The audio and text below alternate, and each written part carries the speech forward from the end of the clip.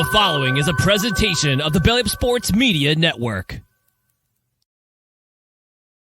Here's what's cooking on today's Sports Stove Football Show. College football playoffs are down to the Final Four. We've got Black Monday upcoming for the NFL, plus the final week of the NFL regular season and what that means for the playoffs as well. That's what's cooking on today's Sports Stove Football Show.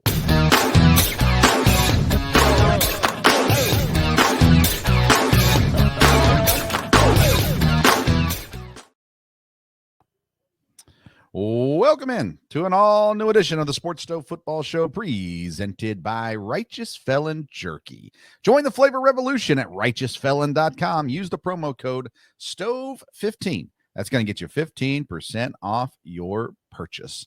Welcome in on a Thursday night edition of the Sports Stove Football Show. I'm your host, Vince Stover, joined, as I am every week, by my dad, Dale Stover. Dad, how you doing?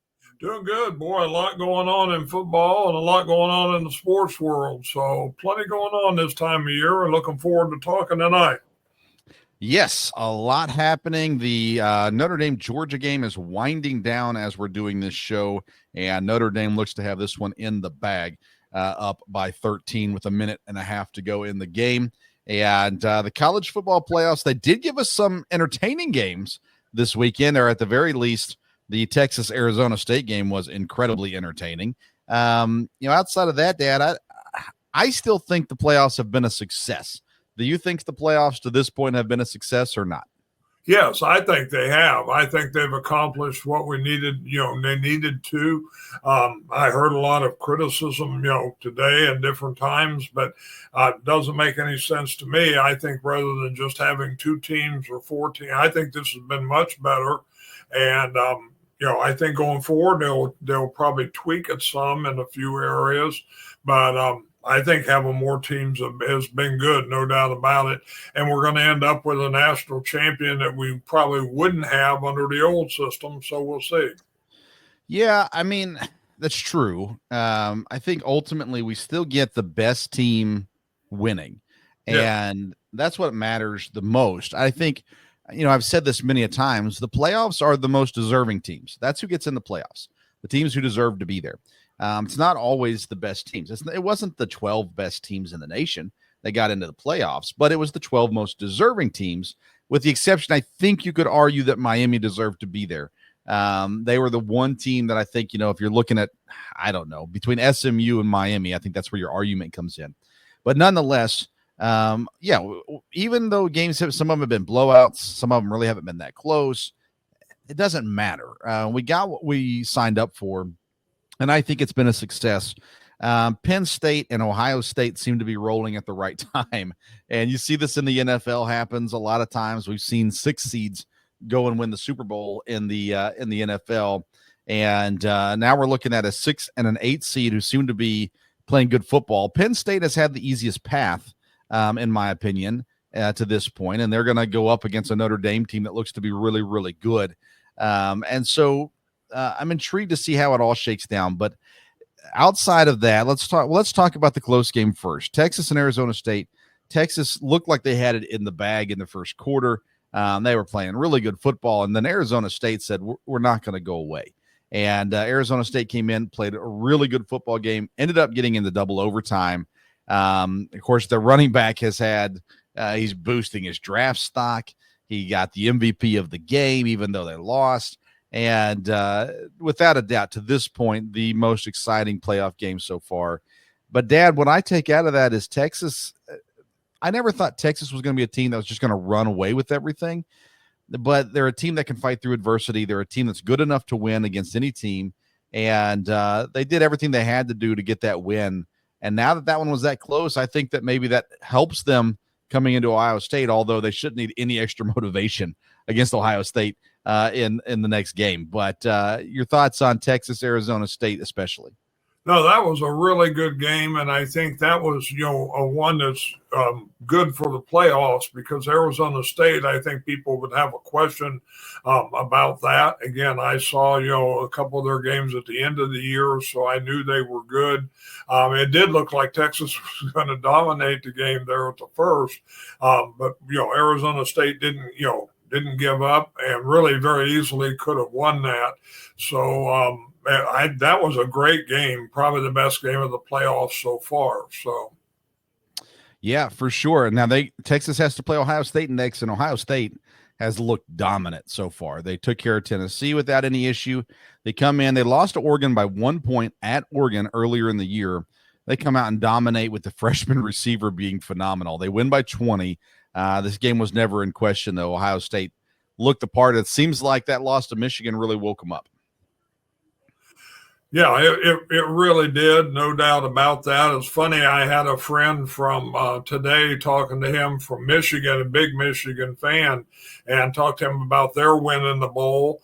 And then I said, Ohio State looked good. And he said, I just talked to a friend of mine and told him if Ohio State had played like that against us, they'd beat us by 50 points. So, definitely Ohio State got woke up from that, and they're playing really, really good. Living here in Ohio, I saw a lot of their games and knew they were good. Really good defense and a lot of weapons on offense. So the key now is going to be, like I said, who's hot. And it looks like all four of these teams, maybe Texas would be a little bit of a question, but they won a big game, a close game. But boy, Penn State's rolling, Notre Dame, taking care of Georgia today, and Ohio State, is rolling as much as a team can. So it should be good playoffs in the semifinals. Yeah, and again, about Notre Dame and Georgia. Georgia's playing a backup. They were using their backup quarterback. So no matter how good he was in high school, this was his first start here at Georgia. There was question marks around Georgia because of that. There would have been question marks even if Carson Beck had been there. Don't get me wrong, but Notre Dame has done what they've needed to do the last two rounds now, and they beat Indiana, who was a high-scoring offense and a really good team this year. They beat them by 10. They come in now and beat Georgia by 2 scores by 13. So they've done what they needed to do. Again, I think Penn State has had the easiest road. Facing SMU in round 1 and Boise State in round 2. And people were on Twitter, we're talking about, look what Penn State did to Ashton Jeanty. Ashton Jeanty had himself a game. The problem was there's not enough at Boise State to make it matter. So Penn State and Notre Dame, Ohio State and Texas, these are all big football schools, and there's going to be a lot of fans. There's going to be a lot of eyes on these games. I think that the money side of the college football playoff is doing exactly what it needed it to do with having these teams as your Final Four. You throw Georgia in there over Notre Dame, well, they'd still be happy. But you throw in a Boise State or even an Arizona State, I don't think they're as happy about that. So these four teams, you get the blue buds of football, and I think set up for some really good games with Texas, Ohio State, and Penn State and Notre Dame. Yeah, you do. And like you said, you've got, really all four schools with great football tradition. So, be a lot of excitement. Even people that aren't from these schools, I think, will be, like I said, interested to watch because of, just the history in some of it and history here that'll be made. So I think the playoffs, like you said, have been a success. And it'd be hard to say who's going to win this one for sure. So it'll be really good to see. Yeah, and and we'll talk about these games next week because we still have another show before these games get played. So we'll give our picks then. Right now, Ohio State's a 6-point favorite over Texas, and they don't have a line out for Penn State and Notre Dame yet with that game just ending.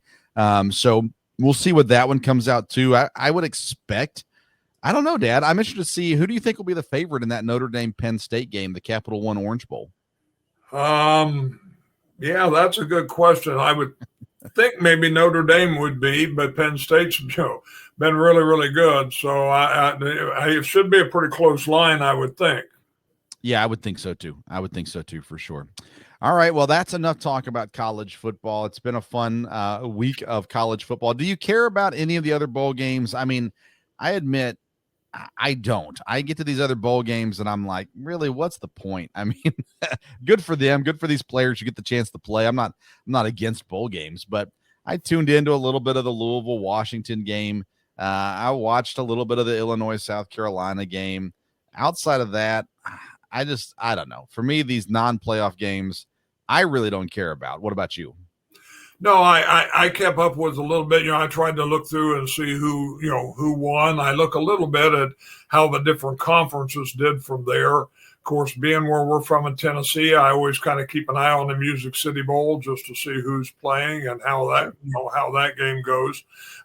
So I think I was aware of different games going on. It was interesting with another game coming up tonight.